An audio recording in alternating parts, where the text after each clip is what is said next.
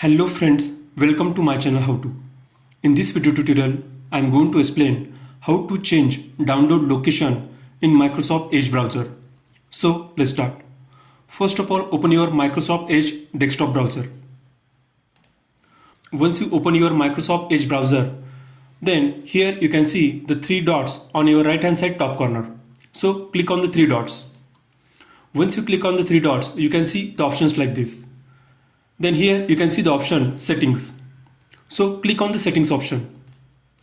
Once you click on the settings option, you will be redirected to this page. And here on your left hand side, you can see the different options. And here is the option downloads. So click on the downloads option. Once you click on the download option, here in the download section, here is the first option location. So this location is nothing but the path or folder where currently we are saving the downloads. Now we want to change this download location. So to change the download location, here you can see the option change. So click on the change option. Once you click on the change option, now go to the path where you want to save your downloads. So in my case, I am going to this app drive. Here I am creating one folder with name my downloads. Then I am selecting this folder.